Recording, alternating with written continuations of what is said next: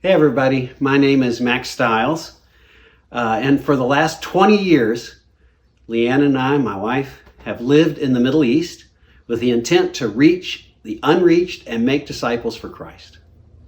We've done that through student ministry and church planting in the Arabian Peninsula, and then for the last 4 years, I've served as the pastor for a church in Iraq, the Erbil International Baptist Church.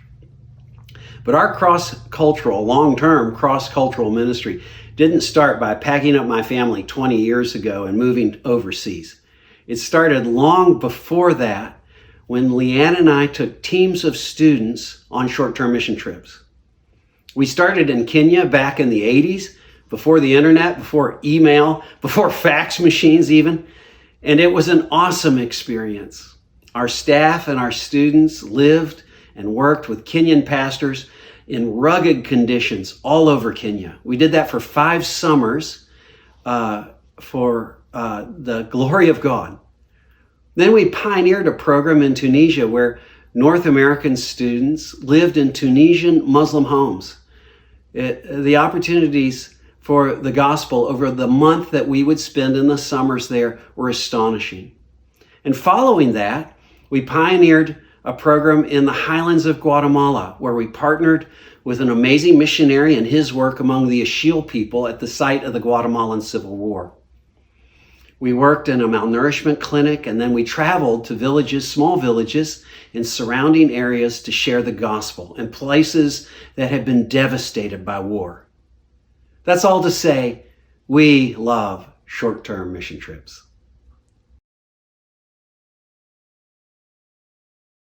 Well, the end goal of all short-term mission trips must be to develop and aid the Great Commission. Jesus said in Matthew 28:18, "All authority on heaven and earth has been given to me. Go therefore and make disciples of all nations, baptizing them in the name of the Father and of the Son and of the Holy Spirit, teaching them to observe all that I have commanded you. And behold, I am with you until the end of the age." We do not go on short-term mission trips to see the world. We do not go to seek adventure. It's not to make your resume look better. It's not to help the less fortunate. It's not even to see if you should go into missions long-term. Now, all those things may happen and more, but we go out of our love for Jesus and the command to go into all the world and make disciples. Now, sure, it's hard to accomplish the Great Commission on a short-term mission trip. Good missions takes time. But short-term mission trips are great at supporting and aiding long-term fulfillment of the Great Commission. That needs to be fixed in your mind. And once there, you can think about some sub-points or sub-purposes to short-term mission trips that are extremely valuable. First, short-term mission trips should develop a biblical mindset, which is God's heart for the world. Our God is a global God, and He wants you to see the world the way He does. Secondly, short-term mission trips should help with cross-cultural sensitivities, a life skill that helps you in sharing the gospel, whether you're living cross-culturally or not. Thirdly, short-term mission trips can be very helpful in developing a long-term view of missions. Most short-termers become passionate supporters of missions in their churches and fellowships. You may not end up as a full-time missionary, but short-term mission trips experiences can shape a lifetime of missions awareness and a love for the Great Commission. But fourthly, and most importantly, done well, a short-term mission trip is a powerful force for actually fulfilling the Great Commission. It's not just what good things can happen for long-term missions, but short-term mission trips in and of themselves advance the Great Commission. Time and again, I've seen that God has used short-term mission trips to advance the gospel in cross-cultural situations. The second question is, it takes a lot of money to go on short-term mission trips. Why don't we just take that money and give it all to long-term missions? Well, this is a question that comes up a lot as sort of a pragmatic argument against short terms. Now, you may be surprised, given my love for short-term mission trips, that my answer is, it depends. Yes, if it's a bad short term filled with people who are motivated for the wrong reasons to go on a short term, yeah, take that money and ship it off to long-term missionaries. But a short-term mission trip done well, filled with people who have a good heart for missions, are a powerful tool for God's work in the world. First off, remember, the mission of God is directed by the sovereign Lord of the universe. He is not hindered by our lack of money. So the first question about missions and short terms should not be an accounting question about short-term mission trips, but rather, are short-term mission trips biblical? And the answer to that question is a resounding yes. You know, it took Jonah longer to get to Nineveh on the boat than to actually preach in the city of Nineveh. In Acts chapter 10, we see the first recorded short-term mission trip after the Great Commission was given, when Peter goes to the house of Cornelius and opens the door to the Gentiles. Paul's mission often averaged 3 months at a time in a certain city, sometimes shorter and sometimes often longer, especially if he was in jail. Jonah, Peter, Paul, and others went on what we would call today short terms. Once we've established that short-term mission trips are biblical, the question of cost becomes more about stewardship of short-term mission trips. It's my experience that the return on the money used in short-term mission trips is well worth the investment if the short-term mission trip is a good one. So, what do we do to make short-term mission trips good ones? That's our next question.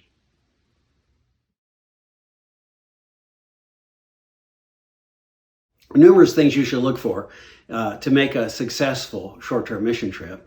Or if you're directing a short-term mission trip, things you should include to make it successful. Let's walk through a number of these. First, the best short terms center on the gospel. That's what Jesus sends us out with, after all. So have a stranglehold on the gospel message and work on sharing the gospel where you live now. If you can't share the gospel here, you won't be able to share the gospel there, or at least it only gets harder there when you go. And then understand the implications of the gospel. Understand that the gospel is central to living the Christian life. The gospel is not the ABCs of how we get saved. The gospel is how we live life. It's the A to Z of life. Missions, long-term or short, without the gospel, is worthless. Secondly, make sure that the short term teaches about missions to help develop a missions mindset. Short-term missions are often used to mobilize people for missions, and that's wonderful. But mobilization without foundation creates devastation on the field. Or put another way, we may fill planes with mobilized people for missions, but if they don't understand the biblical mandate for missions, or they're not given some rudimentary cross-cultural training, or they're not instructed about how to share the gospel in cross-cultural settings, the plane may be filled, but it only has one wing. That's why I say one of the most important elements of a short-term mission trip is some good training about missions before, during, and after the trip. Good short-term mission trips don't just do, they should teach. Here's some things that they should teach about. Number one, short terms should provide biblical foundations for missions. People need to know why they're going. Short terms should give some cross-cultural training. For example, on our short-term trips, we would even if it was just very briefly, we would enroll our students, our short-termers, into a language school just to learn some greetings, especially true if we were in tribal settings. Short term should develop long-term view of missions. That is, they go back to the same place over time. And even though the trips may be short-term, over time, it actually becomes a long-term connection from a short-term trip. Short-term mission trips should champion gospel ministry. Sure, there are times that we help out with long-term missionaries, with childcare, or we do a works project.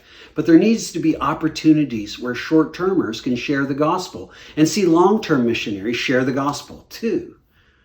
Look for short terms that are tied to the church. They should teach about the role of the church in missions. And better yet, short-term missions should be sent by churches and received by churches in the places that they go. Finally, I think the longer short terms are better. The programs we directed that were months, not weeks, reap the greatest rewards. There's another area that I think is critical for a successful short term, and that's about your heart. That's because it's not just what the short term does, it's about the attitudes of those who go.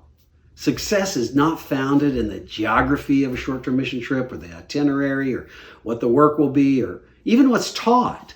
The most important practical tip is to check your heart, to take that inner journey, to make sure that your heart is aligned with the heart of God, to make sure that you go with the right attitude.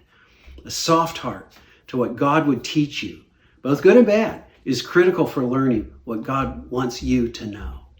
Hold your expectations lightly. Rarely did we see someone on our mission trip go overseas who did well, who had unmovable expectations. Or in other words, be flexible. Be flexible when you go.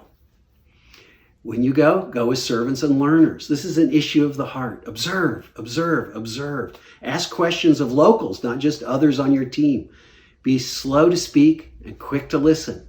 And yet at the same time, have a willing heart to speak the gospel as God gives opportunities. This is not a contradiction. To be slow to speak and yet have a willingness to share the gospel requires some nimble thinking, some discernment, some gentleness, and maybe some cross-cultural understanding. Don't freeze up in cross-cultural settings. We always encouraged our short-termers to take cross-cultural initiative. But when you do, you will make mistakes. So be willing to learn from the mistakes that are bound to happen and try again.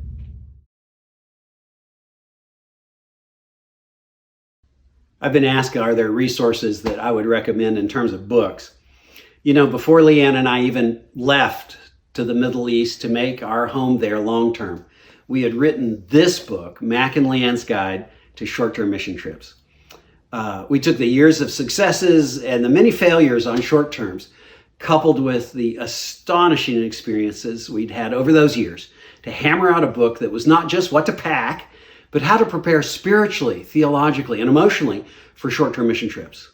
We saw the good, the bad, the ugly of short terms, and we created an apologetic for why short terms are a great force in the world today and how you can be a part of fulfilling the Great Commission through short-term mission trips. Pick up this book. It's chock full of valuable resources for short-term mission trips.